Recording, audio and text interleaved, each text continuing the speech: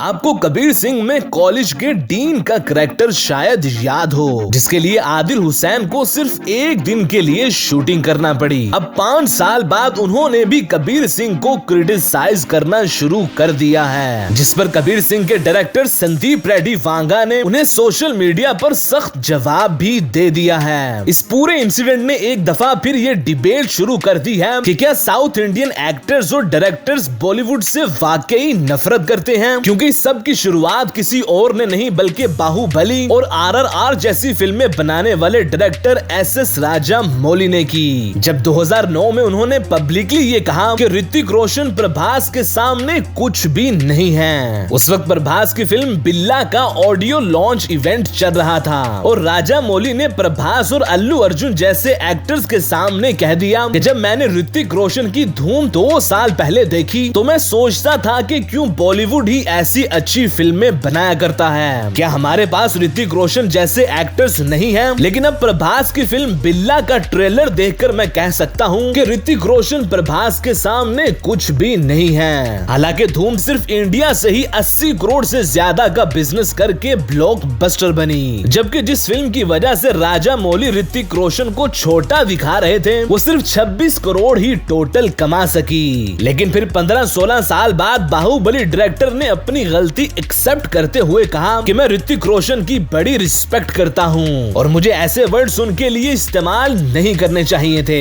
इसी तरह की एक स्टेटमेंट साउथ फिल्म इंडस्ट्री के ही सुपरस्टार महेश बाबू ने भी 2022 में दी। जब उनसे पूछा गया कि क्या वो बॉलीवुड में काम करेंगे तो उन्होंने कहा कि बॉलीवुड मुझे अफोर्ड ही नहीं कर सकता, इसीलिए मैं वहां जाकर अपना टाइम जाया नहीं करना चाहता। अब ये भी बड़ी नेगेटिव स्टेटमेंट थी और वो भी ऐसी इंडस्ट्री के बारे जो इंडिया की सबसे बड़ी फिल्म इंडस्ट्री है। अगर वो उन्हें अफोर्ड नहीं कर सकती तो इंडिया में कोई भी उन्हें अफोर्ड नहीं कर सकता। अब इतना बड़ा तेलुगु फिल्म स्टार अगर पूरे बॉलीवुड के बारे ऐसी बातें करेगा तो डेफिनेटली साउथ और नॉर्थ कभी इंडियन फिल्म इंडस्ट्रीज के तौर पर मिलकर काम नहीं कर सकेंगे। इसलिए शायद इन नेगेटिव बातों की वजह से ही अभी तक साउथ में बॉलीवुड फिल्में एक्सेप्ट नहीं की जा रही, जबकि बॉलीवुड साउथ इंडियन फिल्मों को खुले दिल से एक्सेप्ट करता आ रहा है। शायद इसलिए क्योंकि बॉलीवुड से बड़े बड़े एक्टर्स और डायरेक्टर्स यहाँ लोगों के माइंड में साउथ के खिलाफ नफरत नहीं फैला रहे। कुछ इस तरह का ही संदीप रेड्डी वांगा के साथ भी देखने को मिल रहा है, जो बॉलीवुड से नफरत तो शायद नहीं करते